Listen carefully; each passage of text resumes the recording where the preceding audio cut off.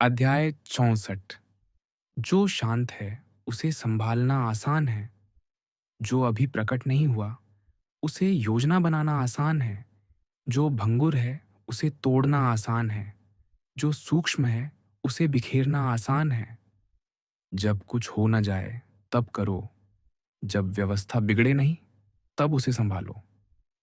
एक हाथ लंबा पेड़ एक सूक्ष्म अंकुर से उगता है। 9 मंजिला मीनार एक मुट्ठी मिट्टी से शुरू होती है। हजारली की यात्रा एक कदम से शुरू होती है। जो कुछ करता है वह असफल होता है। जो कुछ पकड़ता है वह खो देता है। इसलिए संत कुछ नहीं करता, इसलिए कभी असफल नहीं होता। कुछ नहीं पकड़ता, इसलिए कभी नहीं खोता। लोग काम करते समय अंतिम क्षण में असफल हो जाते हैं। अगर अंत तक उतना ही ध्यान रखें जितना शुरुआत में रखते हैं तो कभी असफल ना हो। इसलिए संत इच्छा को बिना इच्छा बनाता है। दुर्लभ वस्तुओं को कीमती नहीं मानता। सीखता है जो सीखा नहीं जाता। लौटता है जहां सब गुजर चुके हैं।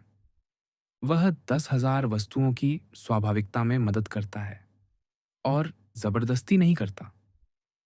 प्रिय आत्मन, आज लाउत से तुम्हारे सामने एक नन्हा सा अब भी अभी उगा अंकुर दिखाते हैं। वह अंकुर इतना कोमल है कि हवा का झोंका भी उसे हिला देता है, पर उसकी जड़ें इतनी गहरी जा रही हैं कि 100 साल बाद भी वह पेड़ खड़ा रहेगा। लाओ से उस अंकुर को बहुत प्यार से सहलाते हुए कहते हैं, देखो, यही ताओ है। अभी कुछ भी नहीं हुआ, पर सब कुछ हो चुका है। जो शांत है उसे संभालना आसान है। जब मन शांत है तब उसे संभालने में कोई मेहनत नहीं लगती। जब मन में तूफान है तब संभालने की सारी कोशिशें बेकार हो जाती हैं। संत इसलिए पहले शांति को थाम लेता है। वह पहले मौन को गले लगा लेता है और उसी मौन में सारी दुनिया संभल जाती है। जो अभी प्रकट नहीं हुआ उसे योजना बनाना आसान है। जब बीमारी अभी छोटी सी है तब दवा आसान है। जब बीमारी फैल जाती है तब कोई दवा काम नहीं करती। संत इसलिए हर चीज को छोटा होने पर ही देख लेता है। वह क्रोध को बीज में ही देख लेता है। वह लालच को अंकुर में ही देख लेता है और उसे वहीं से प्यार से सहला देता है। जो भंगुर है उसे तोड़ना आसान है। जो सूक्ष्म है उसे बिखेरना आसान है। जब गांठ छोटी है तब सुलझाना आसान है। जब गांठ बड़ी हो जाती है तब हाथ भी दुखने लगते हैं। संत इसलिए गांठ को छोटी होने पर ही सुलझा लेता है। वह कभी इंतजार नहीं करता कि गांठ बड़ी हो जाए। जब कुछ हो ना जाए तब करो। जब व्यवस्था बिगड़े नहीं तब उसे संभालो। यह ताओ का सबसे कोमल, सबसे गहरा उपाय है। कुछ होने से पहले ही कर लो, बिगड़ने से पहले ही संभाल लो। जब सब ठीक है तब और ठीक कर लो। जब सब शांत है तब और शांत हो जाओ।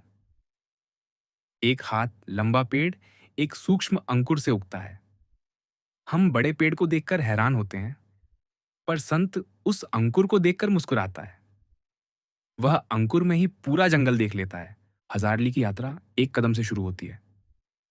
हम सोचते हैं कि बड़ी यात्रा के लिए बड़ा कदम चाहिए, पर संत बहुत छोटा सा कदम रखता है और इसी छोटे कदम से वह सबसे लंबी यात्रा पूरी कर लेता है। जो कुछ करता है वह असफल होता है। जो कुछ पकड़ता है वह खो देता है। जितना ज्यादा करोगे उतना ही बिगाड़ोगे।